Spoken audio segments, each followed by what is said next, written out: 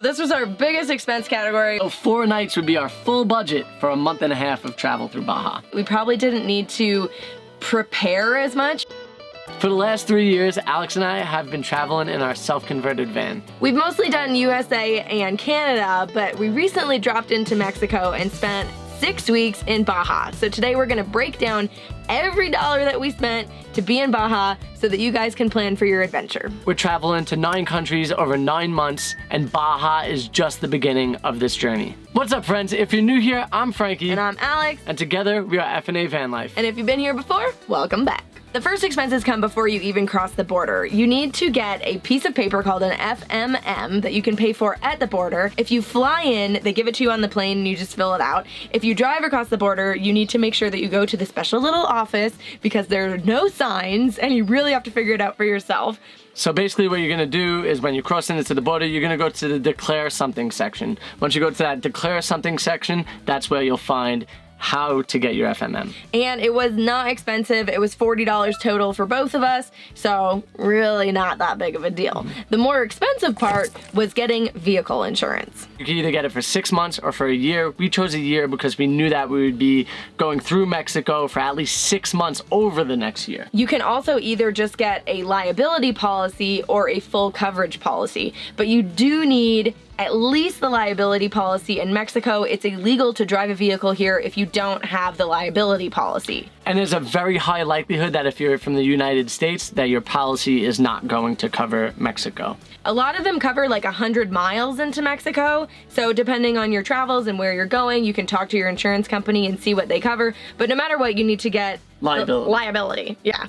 But so for us, because we paid for a full year of full coverage, it was $831 before we even left the United States. That's for a year, so realistically, that is not a lot of money. In the States, it's probably fairly similar, if not more. That's with us getting full coverage and liability here in Mexico. Other expenses that we had before we came, we stocked up on some extra groceries, some pantry stuff, other things like that. We probably spent at least $300 just on random food stuff and things that we felt like we needed for the van, but that's gonna differ for everybody. And honestly, in hindsight, we probably didn't need to prepare as much. When you get to the larger cities, they do have Costco's and Walmarts, so you'll be able to find anything that you absolutely need, and they actually normally stock like a lot of great stuff in these supermarkets. But if you're somebody who likes particular brands, or you have an allergy to something, or you're very specific on the type of breakfast cereal you like, you might want to pick up a couple of boxes of those before you come,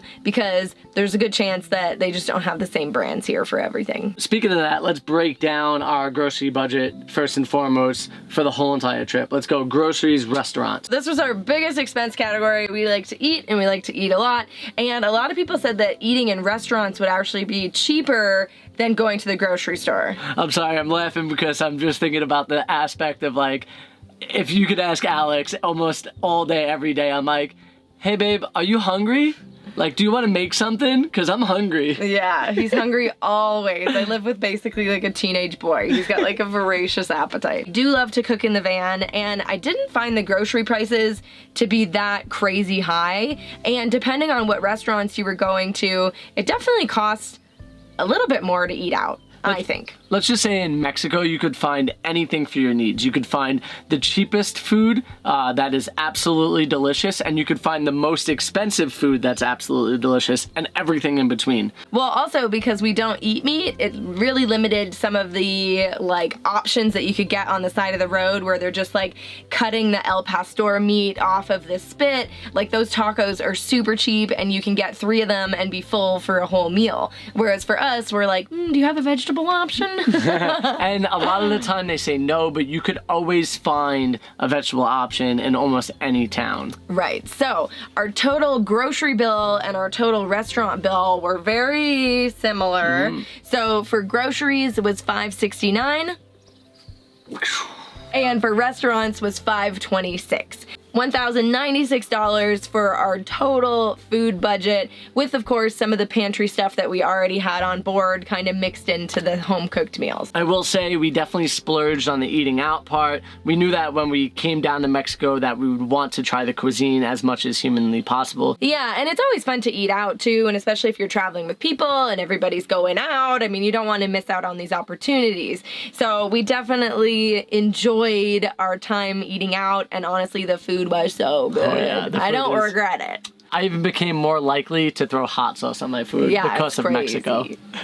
I think if you were trying to go super budget, you could probably cut the restaurant in half and then put maybe a quarter more into the grocery bill, but you're going to be eating in a lot more. So one thing you want to make sure that you don't have happen to you is fees. One of our credit cards, we didn't realize had fees to it, and we were getting hit with a fee after a fee after a fee every time we would use that tarjeta. It only got us for $6.65 before we just put that credit card away and was like, we're not going to use that anymore. But if you're getting charged fees for taking out cash, if you're getting charged fees every time you use a credit card, it's really going to add up. So you want to make sure before you come that you have a credit card with no international transaction fees. And we actually bank with SoFi Bank, which has no ATM fees. So if you get charged an ATM fee, they actually refund it to you immediately. Next up is gas. I know a lot of people around the world are complaining about gas prices at the moment, and they are very high for everybody right now. The one great thing about Mexico is that they kind of have frozen the price of gas here, which means that we pay a lot less money for fuel down here. It's about $4.30 a gallon on average. 20 pesos a liter to 23 pesos a liter is what you're gonna find down here in Mexico. So we crossed the border in Tijuana, and we made our whole way down to Cabo and then out to La Paz before taking the ferry to mainland. If you're planning on going all the way down and then returning all the way back up, you could probably just double this number and get a really good idea of what it would cost you in your gas budget. This price is going to vary for you depending on how much you're driving and how much exploring you're going to do, as well as how much time you're spending in each place. And how much the gas prices are when you make the trip. But so for us, our total gas bill from Tijuana to Cabo was $426.93. That's not that bad. It's not that bad for 6 weeks of travel. And like quick movement. Yeah, we were going. So you could literally spread that $400 into an entire winter season in Baja and really kind of luxuriate, enjoy more days at the beach. Basically what we're saying is that you could expect to drive all the way down Baja and back with having fun in between for about $1,000 for your travels. Next up is data. For our cell phones, we have T-Mobile, which was great for the first month or so of travel, but now T-Mobile has decided that we've been roaming too much, and they're gonna cancel our service at the end of next month. Which I think we're gonna make a whole video about that as well. So, if you're coming down with T-Mobile and you're only planning on staying here for a month, 2 months, maybe 3 months, you're good to go. You should be good to go. Our T-Mobile bill is $140 a month for both of our cell phones, and it worked pretty well all over Baja. There's a huge chunk of the middle of Baja that just has no service at all for any cell phone provider. So you might need Starlink to make that work. But otherwise, there was pretty good coverage and connectivity all over the peninsula. And when it comes to buying data here, you're gonna probably wanna go with Telcel. They have the best service throughout Baja, and I think through Mexico mostly. A data plan is gonna only be about 5 to 8 gigabytes is what you're gonna be buying, and it's gonna cost you around $25 US each time you buy it, anywhere from 25 to 30 bucks. And for us, we've bought it twice with a total of $53.14. We used the Telcel as our supplementary data, or if T-Mobile wasn't working, we would use the Telcel, or if we needed more data to be able to upload a video. So having the Telcel was really handy. You could also completely throw out your T-Mobile or Verizon or whatever plan and just get the Telcel SIM cards for your phones. We've also heard that AT&T works pretty well down here, so that might be something to explore as well. But you're definitely gonna wanna look into it before you come, because we actually switched from Verizon to T-Mobile because Verizon's international plan was very expensive and kind of crummy. Definitely a no-go. We probably camped more nights in our 6 weeks in Baja than we have in 2 years traveling through North America. But that's just because a lot of the places, especially the most beautiful places in Baja, are set up for campers like us. So the nicest places tend to be the places that charge you a little bit of cash. Granted, you can find street parking, and it is safe to street park in a lot of places in Baja, or you could find beaches that are free, but there are locals that are taking advantage, putting up fences, and, getting you to pay for the spot. Realistically, it's not too crazy expensive, especially compared to prices in America. A night can range anywhere from 100 to 600 pesos. The 600 hurt a little bit after we've been paying 1 to 2. But in total, we spent 10 nights at various campgrounds, and between all of that was only $200 total. The 600 peso a night one was one that had a hot spring involved in it, so they were also making you pay for the hot spring. Almost every single one of these spots have a electrical hookup as well, so that allows you to be able to plug in your vehicle or your RV and be able to utilize the water and other aspects to it. But none of the water that they have at the campgrounds is drinkable water. It's all what they call city water. And so city water is good for washing your van, maybe taking a shower, maybe doing your dishes, but it's not good for consuming. So you are gonna have to spend a little bit of money on your water bill. Water had to be one of the cheapest things that we actually paid for. Alex and I do not drink bottled water, like plastic bottled, non-reusable bottled water. Somebody actually asked us on our TikTok yesterday, but how much did you spend per month on bottled water? We never buy bottled water. I will say, I have to take that back a little bit because we do buy Topo Chico sometimes. Sure, yeah, if we go to the store and we want a cold drink. That's a fancy water. That doesn't count. Yeah. So for our water bill, it costs about $3 US, about 60 pesos every time that we fill up our water tank. And altogether in total, we filled up 3 times, and that's $9. Breaking the bank. When we do go to these campsites and we are paying for the campsite, we wind up using the city water that they have for showers with our bucket shower. Yeah, so we do have an extra gallon bucket, and I would definitely suggest having that. It's 4 gallons, by the way. It's 4 gallons, 15 liters. So that one we can fill either with city water or purified water, and that's what we use for our showers. Because it was sometimes easier to find city water just to refill that tank really quick and have a shower than it was to pull up to the purification station and have the hose and do the whole thing. And in Baja, you're not going to find many rivers or lakes that you could actually just scoop the water up. It's dry. It's pretty dry there. It's a desert. So with that being said, we do fill it up with city water whenever we were paying for campgrounds. Absolutely. The next biggest expense that we had was the various activities that we did down here in Baja, or buying gear to do the activities. So we wanted to do some snorkeling, so we bought a full snorkel setups. Frankie wanted to learn how to surf. So we actually paid for surfing for a couple of days and then realized that it would be so much less expensive to just buy a surfboard. That's what this activity is. That's what that $70 is. I was like, what is that? I knew it. So if you know anything about Alex and I and about our channel, if you've been here for a while, you know that we like to do a lot of activities by ourselves. We don't normally pay for the activity. We are very much explorers of our own adventure. So having the gear became very important to be able to have our own adventure. So we ended up spending about $170 on scuba gear, $130 for a new surfboard. If you're looking for a surfboard when you come here, Costco actually has a good floaty one, and it's only $130, and it's very good to learn on. We were also able to fuel up at a couple of Costcos along the way down Baja. So if you do have a membership and you want to get that little bit of a cheaper price on gas, you can fill up at the Costcos on your way. Yeah, I like that one. That one's a good tip. And they're all over Mexico, so you could literally pull up a map and see all of them. We did shell out for 2 different tours. One was surfing lessons, and the other one was a boat ride. But the boat ride was so worth it. We went to one of the most beautiful island national parks in anywhere that I've ever seen. And we got to swim with the sea lions, so it was totally worth it. And that was about $143 for the 2 of us. So it's still not crazy expensive for a full day excursion. Everything in Mexico is a little bit less expensive, so doing that full day tour didn't feel like it was gonna break the bank. And remember to always tip the guy that's taking you out. Everything in this budget is obviously for 2 people and our dog. Yes. So our dog doesn't require that many resources, but just in case you're wondering, it's the 2 of us and our puppy Paco.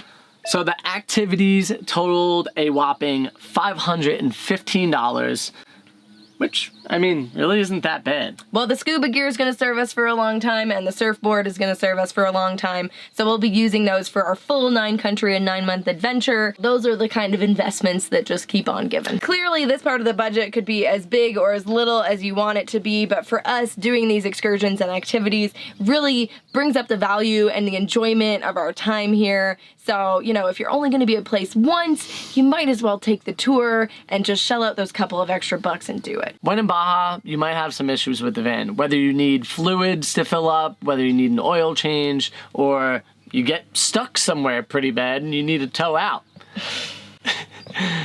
This price is going to change for everybody too. The most expensive thing that we had to have was the tow out of the very harsh, crazy spot that we were in.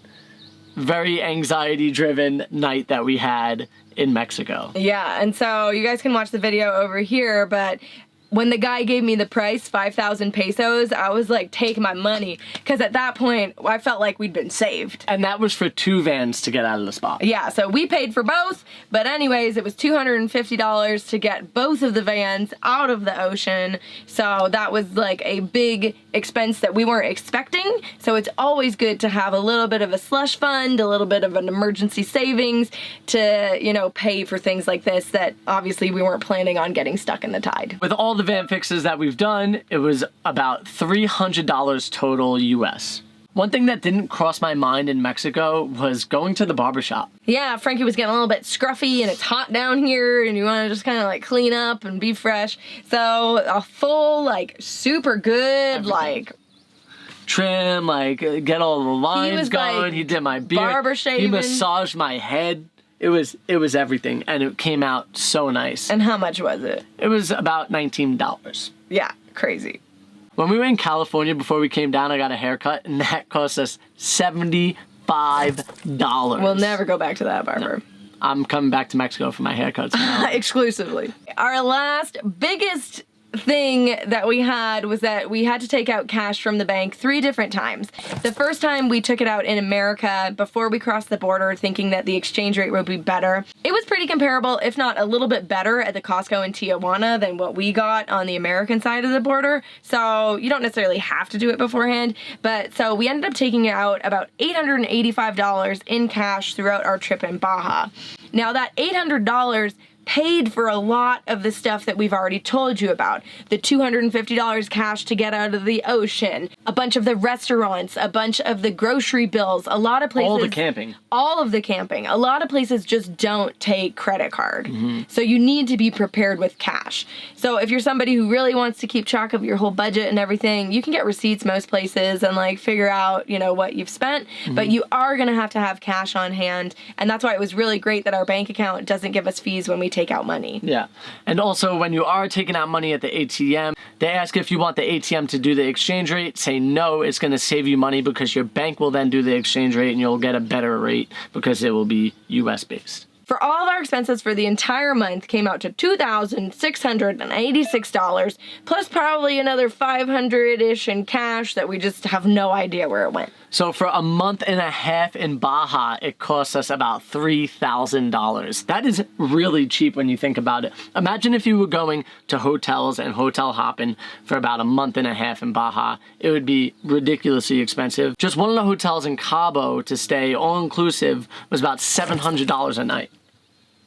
No, thank you. Yeah. I mean, it would be very nice. It would be very nice, but that means that was like a half of our budget for the entire month. That means 2 nights would be half of that budget. Yeah. So 4 nights would be our full budget for a month and a half of travel through Baja. And if you cut it another way, that's $1,500 for him and $1,500 for me. So if you're traveling solo, you could get through a month and a half in Baja on $1,500. And we weren't being that frugal, so if you're being extremely frugal, you could probably get by for $800 to $1,000. Oh, 100%. Now we want to hear from you guys. We want to know if you think that we overspent or you think that we did pretty good on our budget. Let us know in the comments below. If you enjoyed this video and you want us to do more budget breakdowns and cost breakdowns, be sure to let us know, because we want F&A Van Life to be something that serves you guys and that you get everything that you need to plan all your amazing nomadic adventures. And if this has helped you out, please subscribe to the channel, turn on that notification bell so you don't miss any more information from us. We're on our way to 9 countries in 9 months, and we've got 2 videos every week, so be sure to stay tuned for that. But until then, check this playlist and see where we've been in Baja and where we spent all of our money. Until next time, we hope you guys have an F&A day.